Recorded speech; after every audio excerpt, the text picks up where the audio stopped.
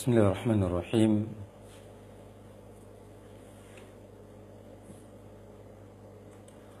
Assalamualaikum warahmatullahi wabarakatuh.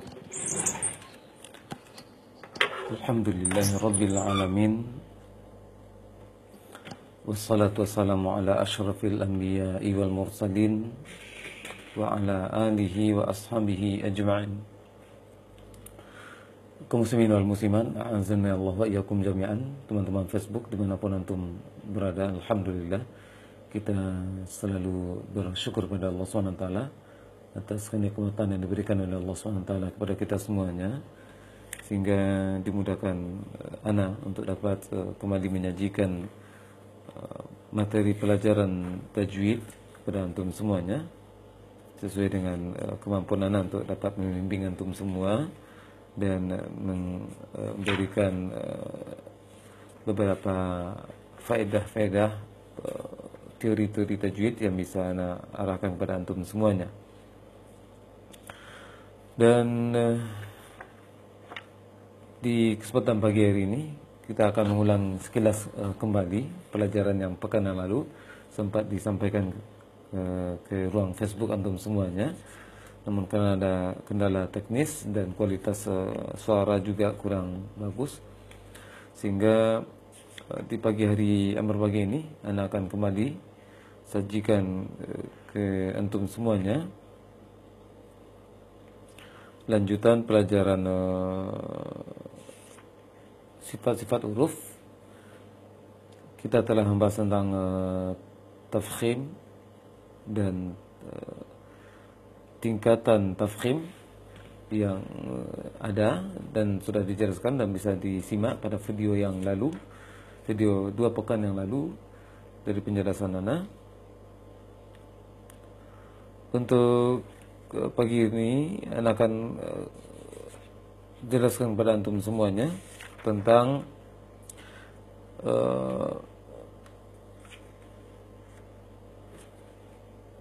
hukum-hukum ra. Hukum ra, kapan saja ra dibaca tebal,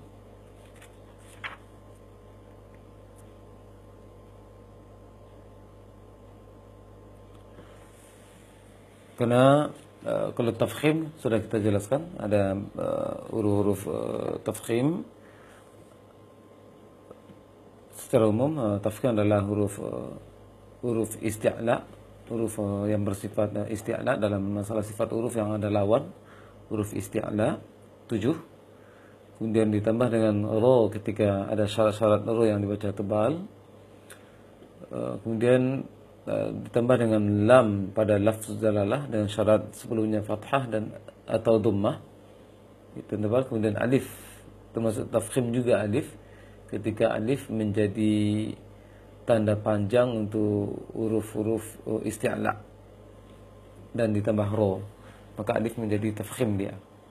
Untuk pagi hari ini barangkali walaupun sudah anda jelaskan, mungkin anda juga lupa dan tidak sempat juga mendengarkan video yang 2 pekan yang lalu kembali. Tidak ada salahnya anda akan sampaikan ke antum semuanya kapan saja ra dibaca tebal.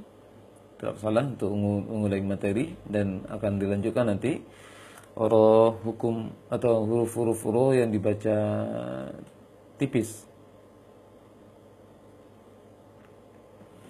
Kapan saja ra dibaca tebal dan kapan saja ra dibaca tipis.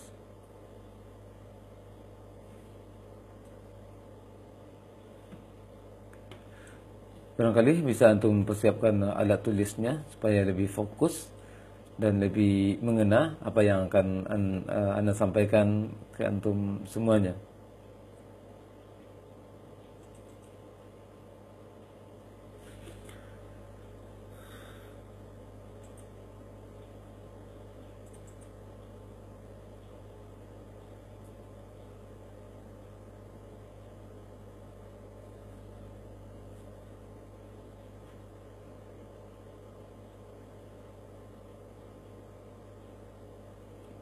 Baik.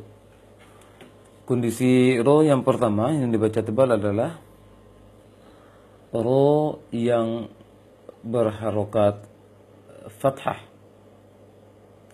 Ro yang berharokat fathah. Dan termasuk di sini ro yang berharokat fathah dan bertasydid. Langsung dalam satu nomor. Yang pertama ro fathah atau ro bertasydid dan berharokat fathah. Kemudian ro sukun sebelumnya fathah. Dan termasuk di sini ro yang disukunkan atau waqaf pada ro sebelumnya fathah. Yang ketiga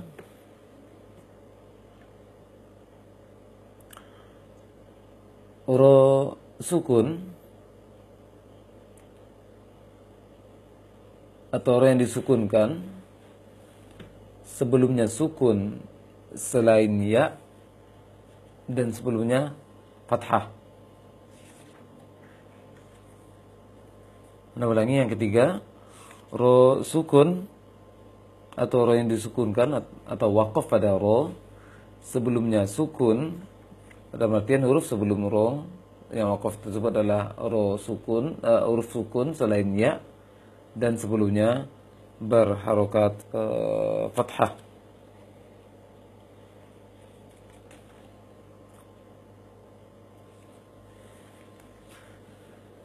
Kemudian yang keempat ro sukun sebelumnya kasroh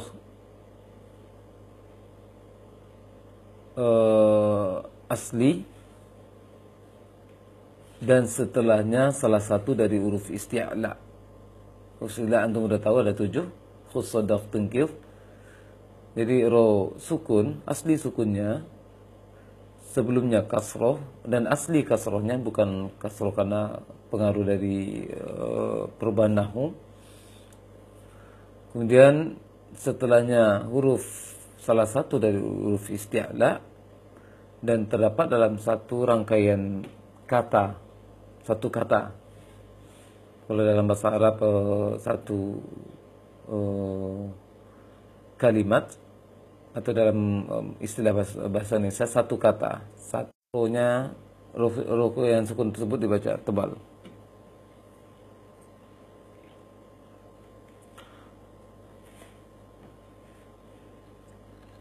Yang kelima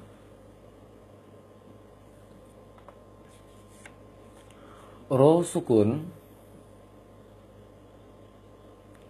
sebelumnya huruf kasroh tidak asli, dan huruf kasroh tidak asli tersebut terdapat dalam kata sebelum ro-nya, berarti berbeda katanya.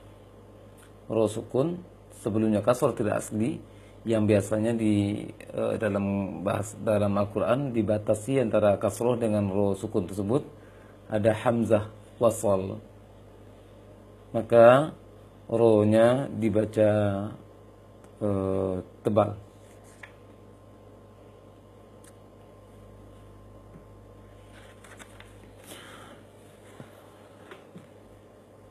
Nanti akan disampaikan contohnya ke antum semuanya, contoh kata-katanya. Yang berikutnya, yang ke nomor 6, ro dhammah. Dan termasuk di sini ro sukun, ro dhammah yang bertasydid. Ro dhammah yang bertasydid.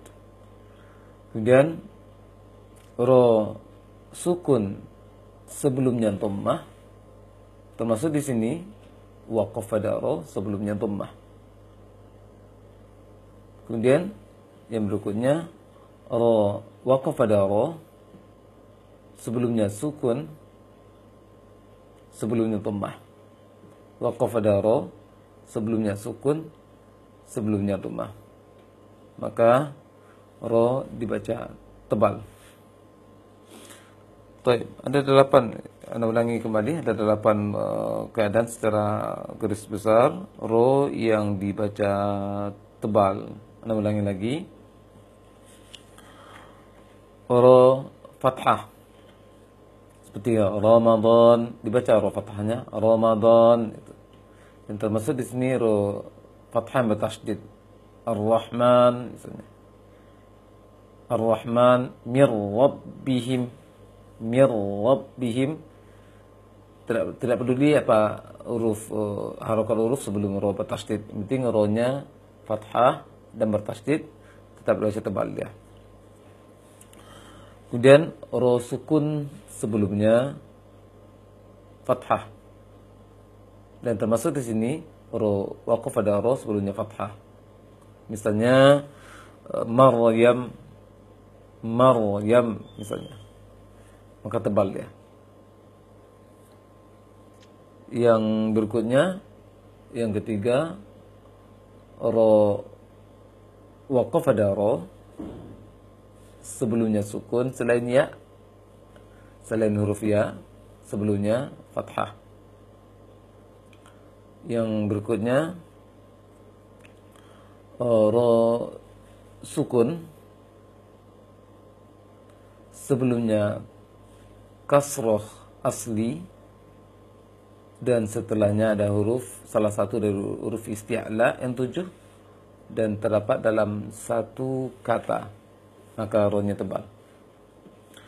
Kemudian ro sukun asli sebelumnya kasroh tidak asli, namun kasroh tidak asli tersebut terdapat pada ujung kata sebelum ro, seperti dalam berbeda katanya.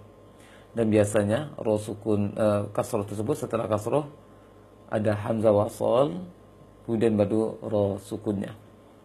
Irji'i misalnya. Liman irtada illa man irtada di surat Al-Jin. Kemudian yang berikutnya ro dhammah. Dan termasuk di sini ro dhammah yang bertasydid. Kemudian yang ketujuh ro sukun sebelumnya dhammah. Termasuk di sini waqaf pada ro sebelumnya dhammah. Yang kedelapan ro sukun atau waqaf pada ro sebelumnya sukun, sebelumnya dhammah. Maka ro tersebut dibaca tebal. Khusar misalnya, khusar di surat surat Al-Asr, in wal asr, itu contohnya ro sukun sebelumnya sukun, selain ya dan sebelumnya fathah. Innal insana lafi khusr, ro-nya tebal. Ro sukun atau yang disukunkan sebelumnya sukun, sebelumnya dhammah. Baik. Itu ro yang diwajib dibaca tebal. Namun ro ini termasuk adalah huruf yang kadang tebal kadang tipis. Syarat ro dibaca tipis. Kalau sudah memenuhi syarat bisa tipis, maka ro tidak boleh dibaca tebal. Begitu juga dari 8 keadaan yang telah disampaikan tadi, ro yang baca tebal, maka kalau sudah memenuhi syarat ro tersebut dibaca tebal, maka harus tebal, tidak boleh tipis. Tidak boleh tertipiskan pun tidak boleh, maka diusahakan untuk berlatih. Yang berikutnya kita masuk pada hukum ro yang dibaca tipis. Syarat ro dibaca tipis. Kalau memenuhi salah satu dari syarat ro baca tipis, maka ro harus dibaca tipis. Yang pertama ro kasrah. Ro kasrah. Dan termasuk di sini ro kasrah yang bertasydid, maka langsung tipis dia. Langsung tipis. Ri misalnya. Ar-rijal misalnya, ro sukun, ro tasydid yang atau yang alif lam di situ, ar-rijal.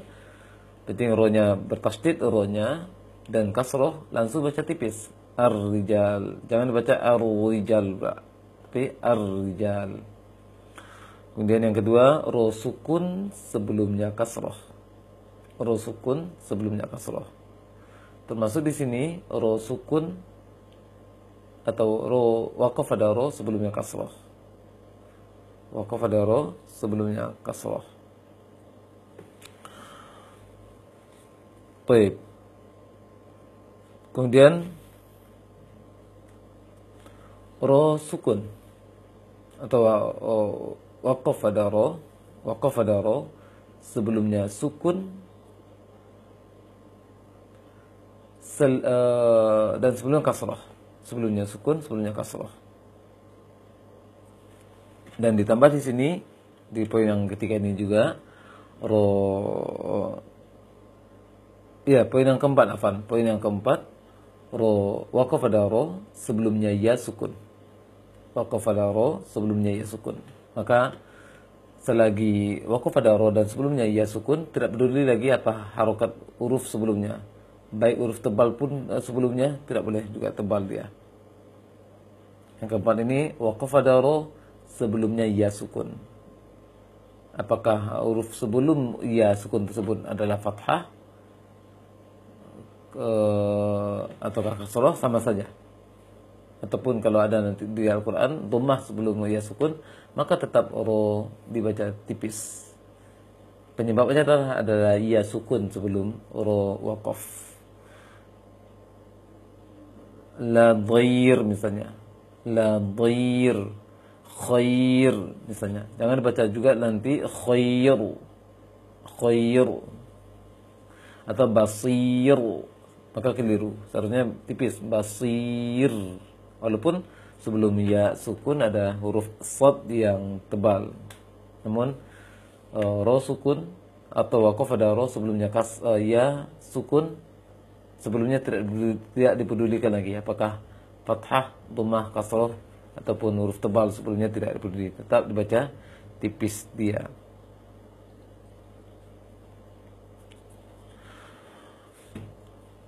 Baik. Namun ro ini ada juga pengecualiannya. Ada hukum ro tersebut ada kadang tebal dalam satu kata tersebut, kadang tebal, boleh baca tipis, boleh baca tebal. Boleh baca tipis, boleh dibaca tebal.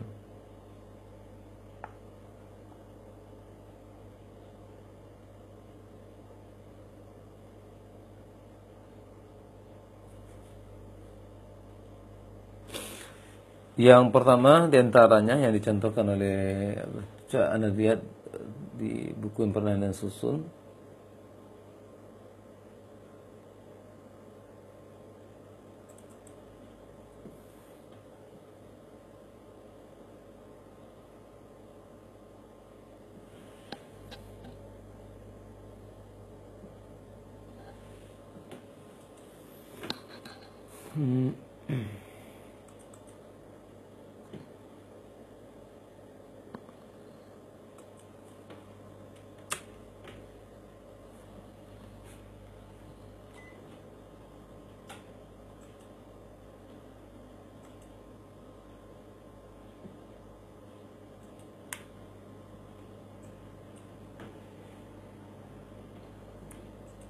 Lihat dulu, ada satu lagi.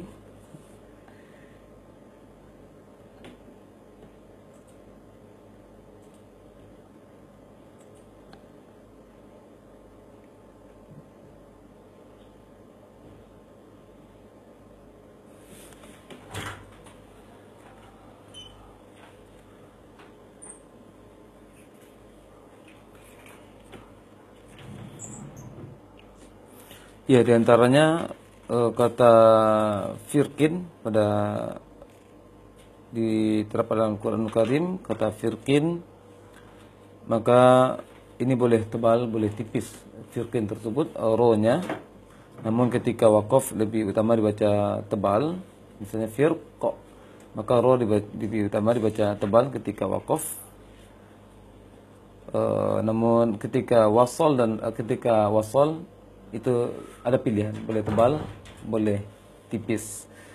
Boleh tebal, boleh tipis. Namun ketika waqaf lebih utama dibaca tebal. Firqa. lebih utama dibaca tebal.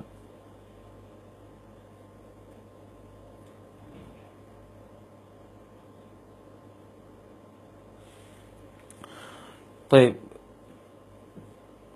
Di antaranya juga ada Yasri di surah Al-Fajr. Kata Yasri di surah Al-Fajr, Yasr wal laili idza yasr, surah Al-Fajr ayat ke-4 kalau tidak salah. Ayat ke-4, maka itu juga pilihan, boleh tebal, boleh tipis. Namun dibaca tipis lebih utama. Wal laili idza yasr, dibaca tipis lebih utama karena ya, keterangannya di masalah nahu di sini, masalah nahu atau masalah balaghah dalam Al-Quran. Namun ini boleh tebal, kalau orang terbaca tipis, ya tidak masalah. Orang baca tebal tidak masalah karena ada dua pilihan di situ, boleh tebal, boleh tipis. Itu juga dalam kata Misr, kata Imam Al-Jazari dalam buku yang dikarang oleh Syekh Dr. Aiman Rusdi. Beliau mengatakan Imam Al-Jazari memilih membaca tebal kata Misr dan baca tipis kata, ada kata kitor ya. Misr ketika wakaf. Kata Misr, Misri, Misra dalam Al-Quran ketika wakaf boleh dibaca tebal namun lebih dan juga boleh dibaca tipis. Namun kata beliau di sini ada ketentuan. Imam Ibnu Al-Jazari mengatakan kata Misr lebih utama dibaca tipis, lebih utama dibaca tebal. Kata kitur lebih utama dibaca tipis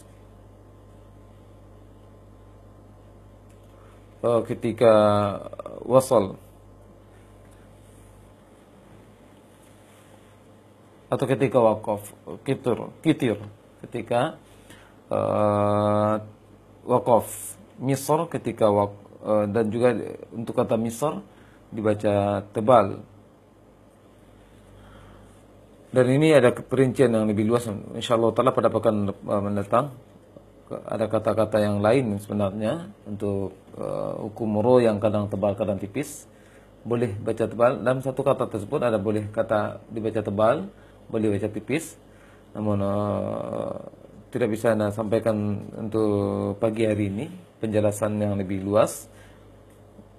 Kalau di sini buku ini ada terbatas, yang buku yang pernah Anda baca dan juga Anda terima dari guru tempat belajar, ada kata-kata lain yang berhubungan dengan ro, yang ro tersebut, kata tersebut boleh baca tebal, boleh baca tipis, namun lebih utama tebal. Atau sebaliknya, boleh baca tebal, boleh baca tipis, namun tipis lebih utama. Akan dilanjutkan nanti insyaallah taala pada pekan mendatang supaya tidak ragu, tidak ngambang apa yang Anda jelaskan pada antum semuanya. Baik, kaum muslimin wal muslimat, azani Allah wa iyyakum jami'an dimanapun antum berada. Itu masalah tafkhim dan tarqiq untuk ro, tafkhim dan tarqiq untuk huruf ro. Untuk sekarang kita lanjut dalam pembahasan yang berikutnya, sifat huruf yang tanpa lawan. Sifat huruf yang tanpa lawan. Kalau ada pertanyaan nanti bagian dari antum semuanya masalah ro, tidak masalah di japri saja ataupun di komen di status Facebook di kesempatan pagi hari yang berbahagia ini agar lebih jelas dan bisa berikan jawabannya sesuai dengan kesanggupan ataupun kemampuan ataupun apa yang Anda ketahui.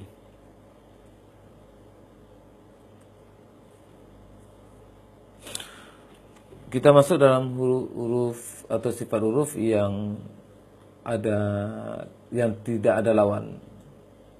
Dan kita masih berbicara tentang sifat huruf yang lazim. Kelas balik kembali kepada antum semuanya. Sifat huruf terbagi dua. Sifat lazim, sifat yang mesti ada pada huruf walaupun tidak dikaitkan dengan ada penyebabnya. Yang kedua sifat aridah, sifat yang dimiliki oleh huruf ada karena ada penyebabnya. Dan kita masih yang nomor pertama, sifat lazim pada huruf. Sifat lazim itu bagi dua juga. Sifat yang ada lawan yang sudah kita bahas, hamas, jahar, syiddah, rakhawah dan lain sebagainya yang sudah kita bahas, dan juga kita selipkan dalam pembahasan tafkhim dan tarqiq. Masih dalam sifat ini juga, sifat lazim juga, itu sifat yang tanpa lawan. Pagi ini kita lanjutkan untuk sifat tanpa lawan, sifat-sifat huruf tanpa lawan. Dalam artian hanya huruf-huruf itu saja yang mempunyai sifat yang akan kita sebutkan nanti, maka huruf lain tidak memiliki sifat ini dan lawannya tidak ada. Yang pertama, nama sifat tersebut sifat sofir.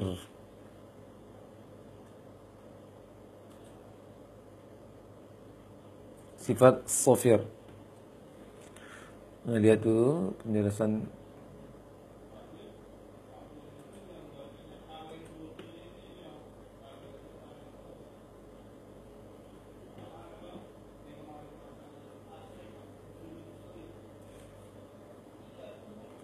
Sofir adalah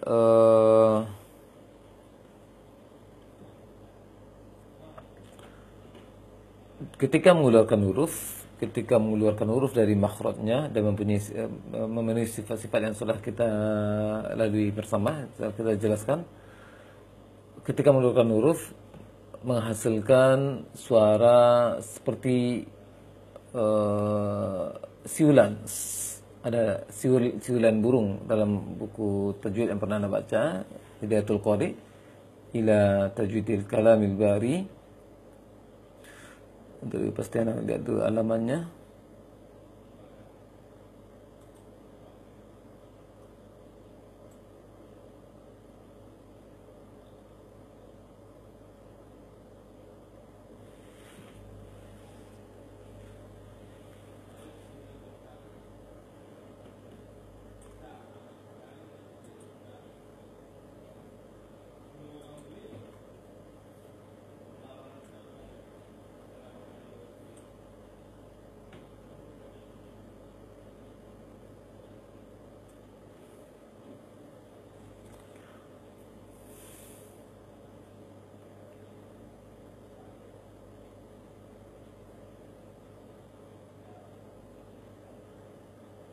Saya lihat dalam buku Hidayatul Qari ila Tajwid Kalamil Bari, sifat yang tidak ada lawan.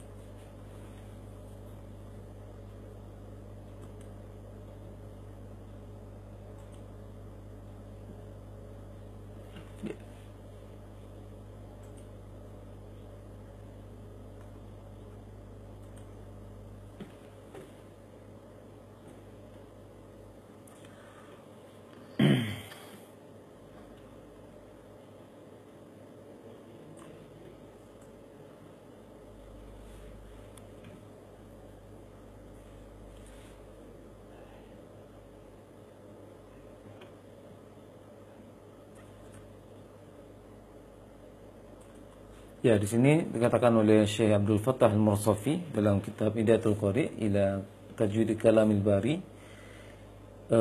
ada 7 atau 8, nanti ada tambahan, ada 7 sifat tanpa lawan dan ada plus nanti 1.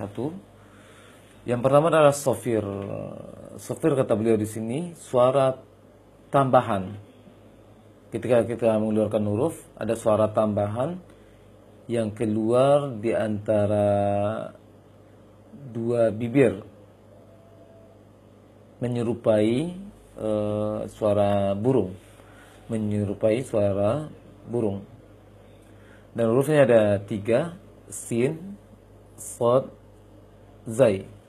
Yang dimaksud dengan suara tambahan itu adalah ketika kita menghasilkan mengeluarkan huruf sod, zai dan sin dan memenuhi syaratnya, ada bunyi s yang keluar antara bibir. Di antara bibir. So, bunyi s, bukan anginnya. Kalau angin itu hamas. Angin adalah tiupan aliran angin saja. Namun yang di sini adalah yang dituntut adalah bunyinya tersebut. Bunyi yang keluar ketika mengeluarkan huruf tersebut ada bunyi seperti siulan burung, kata orang Arab di sini, siulan burung. Maka harus berbunyi seperti itu. As-so, as-so, so, bunyi seperti itu. Gitu juga untuk zai, azza, unzila, azza, zi, zu, za. Kemudian ada untuk sin, assa, assi, assu, bunyi tambahan seperti itu yang dimaksud dengan sofir. Dan hanya sod, zai dengan sin yang mempunyai sifat tersebut. Dan ketiga ini ada satu makhraj juga, sin, sod, zai, terserah terbalik hurufnya. Penting yang dimaksud adalah 3 huruf ini, sin, zai, sod, atau sod, sin, zai, sama saja. Penting yang dimaksud adalah bunyi sofirnya, bunyi sofir, bunyi tambahan ketika mengeluarkan huruf dari makhrajnya, hurufnya sod, zai, sin. Namun dikatakan oleh Syekh Abdul Fattah Al-Mursafi, bunyi sofir untuk sod karena dia huruf isti'la, huruf yang menaikkan lisan ke langit, dan juga idbaq dia, maka dia lebih kuat sofirnya daripada sin dan zai, diikuti oleh sin dan zai, atau diikuti oleh zai terlebih dulu baru sin. Maka as-so, karena dia huruf isti'la, naik lisan kita ketika mengucapkan huruf, maka sofirnya lebih jelas, lebih kuat. As-so, as-so, kemudian zai, azza, azza, kemudian sin, assa. Maka tingkatannya dari sad yang terkuat, kemudian zai, kemudian sin, sifat as-sofir. Maka ketika memecah sad harus nampak bunyi desirnya seperti bunyi siulan seperti itu, atau za atau sin. Sifat kedua di sini adalah al-qalqalah. Maka qalqalah adalah sifat huruf, sifat yang mesti dibawa pada huruf ketika sukun, pada huruf ketika sukun. Dan ini istilah qalqalah sudah familiar dari telinga antum dan sering-sering juga dibaca. Dan qalqalah adalah sifat huruf, sifat yang ada pada huruf dengan catatan hurufnya sukun atau disukunkan. Dan hurufnya ada 5. Yang biasa antum dengarkan adalah baju di toko, ba, jim, dal, toko, atau dalam buku tajwid dibuat kutubu jadin, qaf, ta, ba, jim, dal. Terserah, tidak masalah dalam masalah penyusunan huruf tersebut. Yang penting yang maksud adalah hurufnya, ba, jim, dal, toko yang bisa didengarkan, baju di toko, atau kutubu jadin, qaf, ta, ba, jim, dal. Maka huruf tersebut, yang 5 huruf tersebut, ketika sukun atau disukunkan, dia akan muncul sifat qalqalahnya. Baik, yang maksud dengan qalqalah di sini adalah yang dibuat di sini oleh Syekh Abdul Fattah Al-Mursafi, bergetarnya lisan atau memantulnya lisan ketika mengucapkan huruf dari makhrajnya ketika dia sukun, ketika huruf tersebut sukun, sehingga terdengar suara pantulan yang kuat, suara pantulan yang kuat. Ya, hurufnya tadi ada 5, kutubun jadin ataupun baju di toko. Namun ada penjelasan untuk qalqalah di sini. Qalqalah yang seperti juga sering disinggung dalam pelajaran awal-awal dahulu, dasar-dasar melancarkan bacaan Al-Quran di juz 30 yang lalu yang pernah saya sampaikan. Qalqalah itu adalah ada besar atau kubro. Qalqalah itu ada sedang, wusta. Qalqalah itu ada sughra, kecil. Dan tiga tingkatan qalqalah ini bukan dilihat dari posisi, bukan karena posisi hurufnya, bukan karena posisi hurufnya, namun tingkatan ini adalah tingkatan pantulannya. Ada pantulan kubro, besar, ada pantulan sughra, wusta, sedang, ada pantulan sughra, kecil. Sekali lagi, tingkatan ini bukan berdasarkan posisi hurufnya, letak hurufnya, tetapi adalah tingkatannya. Qalqalah kubro adalah waqaf pada huruf qalqalah yang bertasydid. Waqaf pada huruf qalqalah yang 5 tadi, ketika bertasydid hurufnya dia kubro. Kemudian sughra atau wusta adalah waqaf pada huruf qalqalah yang tidak bertasydid. Al-falaq misalnya, qul a'udzu birabbil falaq, atau ma aghna anhu maluhu wa ma kasab misalnya, atau qul huwallahu ahad. Maka itu qalqalah wusta, waqaf pada huruf qalqalah yang tidak bertasydid. Yang ketiga, huruf qalqalah sukun di tengah bacaan.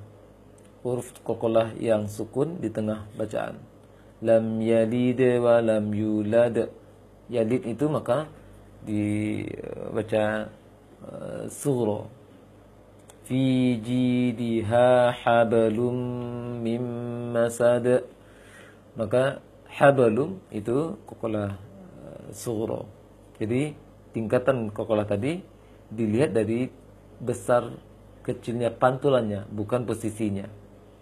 Qalqalah pantulan kubro, besar, pantulan sedang, wusta, pantulan kecil, sughra. Baik. Kemudian tambahan materi yang disampaikan oleh Syekh Abdul Fattah Mursafi di sini dalam kitab Hidayatul Qari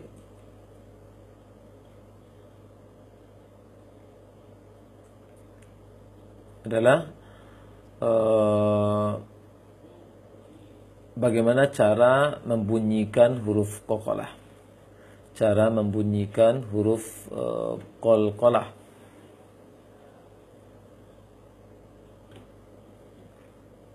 Atau pembagian qalqalah dilihat dari arah bunyinya. Di sini dikatakan oleh beliau,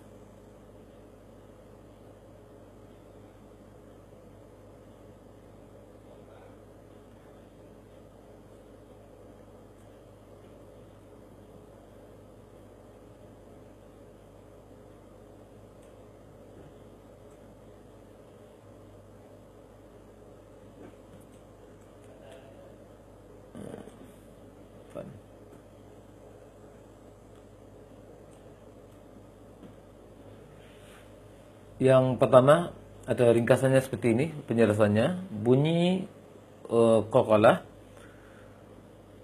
ada 3 bentuk yang diperhatikan oleh kaum muslimin, namun yang diizinkan ada 2. Ada 3 bentuk membunyikannya, arah kemana bunyi qalqalahnya. Ada 3 yang diperhatikan oleh kaum muslimin, namun yang diizinkan hanya 2. Dan dari 2 itu ada yang lebih utama lagi, yang lebih utama untuk diperhatikan. Yang pertama adalah mengarahkan bunyi qalqalah ke arah fathah. Semuanya. Dia sukun, namun bunyinya mengarah ke fathah. Kalau untuk huruf yang tebal seperti qaf, ta, maka diarahkan ke fathahnya qaf, ke fathahnya ta. Kemudian huruf yang tiga yang lainnya diarahkan ke fathah, berarti tipis, mengarah ke A, untuk memudahkan pemahaman, untuk mengarah ke A, bukan dibaca A, bukan dibaca fathah, akan tetapi mengarah saja ke fathah. Misalnya tabbat yada abi lahabin wa tabba, bukan watabba atau watabi, wa ma kasabi, maka salah. Diarahkan ke diarahkan fathah semuanya, apapun harokat huruf sebelumnya. Yang kedua, bunyi qalqalah diarahkan mengikuti harokat huruf sebelum qalqalah. Misalnya di surah Al-Buruj, jim yang waqaf ada jim sebelumnya dhammah, maka boleh dibaca was-samaa'i dzatil buruj, boleh. Atau sukun sebelumnya, misalnya lam yalidi wa lam yulad, itu boleh yang kedua ini. Namun akan lebih utama juga diperhatikan yang pertama tadi, mengarahkan ke fathah semuanya. Yang tidak boleh apa? Yang cara ketiga yang tidak boleh ini adalah berlawanan, huruf bunyi qalqalah berlawan dengan harokat sebelumnya kecuali fathah. Bunyi qalqalah diarahkan ke arah yang berlawanan dengan baris huruf sebelum qalqalah kecuali diarahkan ke fathah yang lebih utama tadi. Sebagai contoh, was-samaa'i dzatil buruj, dibaca ke ji, dia berlawanan dengan dhammah yang sebelumnya, maka itu tidak menyalahi praktek tajwid yang benar. Jadi dari yang tiga tadi, yang lebih utama adalah mengarahkan ke fathah semuanya. Itu yang dikuatkan oleh Syekh Abdul Fattah Mursafi di sini, mengarahkan bunyi qalqalah ke arah fathah semuanya, dan tidak boleh berlawanan dengan harokat huruf sebelumnya. Namun ada peringatan dalam mempraktikkan qalqalah, adalah kesalahan dalam mempraktikkan qalqalah yang dirangkum oleh Syekh Aiman Suwaidi atau Aiman Rusdi Suwaid. Dia mengatakan di sini, suara qalqalah bercampur dengan salah satu di antara tiga harokat.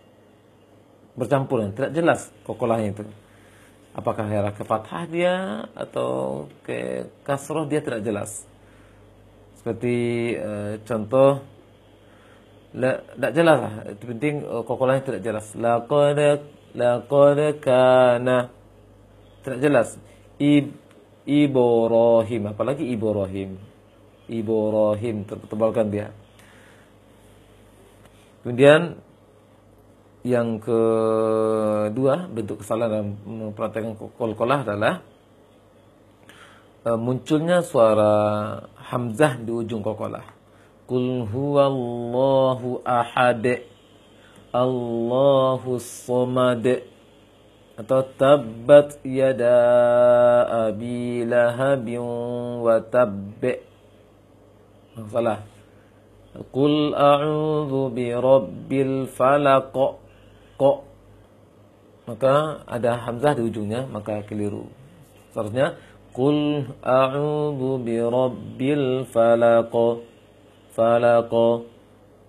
Jangan ada sampai kembali ke tengah, ke tenggorokan bawah dalam mempraktekannya. Kemudian yang berikutnya, kesalahan berikutnya dalam mempraktekkan qalqalah adalah memanjangkan suara qalqalah melebihi batasnya.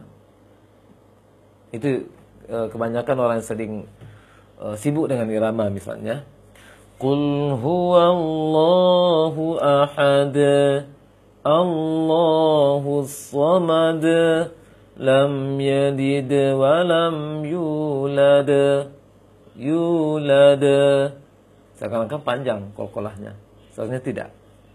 Atau dalam surat lain, tabbat yada abi lahabin wa tabb. Sebagai contoh, ma aghna anhu maluhu wa ma kasaba. Maka salah. Terpanjangkan bunyi kokolah yang terpanjangkan. Kesalahan yang berikutnya adalah ketika membaca huruf kokolah sughra, terputus bunyi huruf kokolah tersebut dengan huruf sebelum dan setelahnya.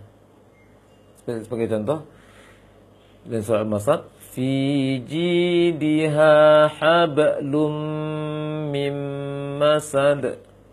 Fi jidiha hablum mim masad. Atau lam yalid wa lam yulad. Lam yalid wa lam yulad. Maka dal yang pertama tadi adalah yalid, itu termasuk kokolah sughra. Tidak boleh terputus antara kokolah itu dengan huruf sebelum dan setelahnya. Dia kecil, tetap mantul, tapi tidak sampai terputus bacanya. Atau wa ra'aitan nasa yadkhuluna fi dinillahi afwaja. Sayadkhulu, maka keliru. Seharusnya sayadkhuluna fi dinillah. Atau contoh lain, yubsirun, seharusnya yubsirun. Atau yaqdi, jangan baca yaqdi, terputus dia. Jadi ada 4 kemungkinan yang secara garis besar kesalahan dalam pengucapan kokolah. Yang pertama tadi, munculnya atau bercampurnya suara kokolah itu tidak jelas diarahkan kemana, bercampur mengikuti harokat, bentuk harokat fathah atau kasrah, tidak jelas dia. Kemudian yang kedua, munculnya suara hamzah ketika kokolah kubra atau wusto, ketika memperhatikan munculnya suara hamzah di ujung kokolah. Yang ketiga, muncul atau memanjangkan suara kokolah. Suara kokolah dipanjangkan. Lam yalid wa lam yulad. De seakan-akan panjang jadinya. Yang keempat, kesalahannya adalah terputusnya huruf kokolah yang sughra tersebut dengan huruf sebelum dan setelah kokolah. Yubsirun, seharusnya dalam bacanya. Baik, kaum muslimin wal muslimat, sampai di situ dulu pembahasan yang bisa Anda sajikan ke ruang Facebook antum semuanya. Dan untuk pagi hari ini tidak bisa Anda contohkan untuk bacaan Al-Qur'annya karena ada gangguan suara yang masih kurang fit, masih ada salah dan kurang bisa mencontohkan yang lebih sempurna kepada antum semuanya. Oleh karena itu di pagi hari ini tidak Anda bacakan ayat ataupun surat sebagai percontohan pada antum semuanya. Yang mudah-mudahan faedah untuk antum semuanya, terutama bagi Anda yang menyampaikan, agar lebih berhati-hati lagi dalam pengucapan huruf, karena sifat huruf ini berkaitan dengan huruf itu sendiri. Kalau tidak diperhatikan, maka bisa jadi si huruf yang kita anggap sudah betul padahal memakai sifat huruf yang lainnya. Maka itu bisa jadi akan dihukumi menukar huruf hijaiyah, sehingga akan berpengaruh pada makna ayat yang kita baca dalam membaca Al-Quranul Karim. Baik, mudah-mudahan berfaedah untuk kita semuanya, terutama bagi Anda pribadi. Wassalamualaikum ala nabiyina Muhammadin wa ala alihi washabbihi ajma'in. Walhamdulillahirabbil alamin. Subhanakallahumma wa bihamdik, asyhadu an la ilaha illa anta, astaghfiruka wa atubu ilaik. Wassalamualaikum warahmatullahi wabarakatuh.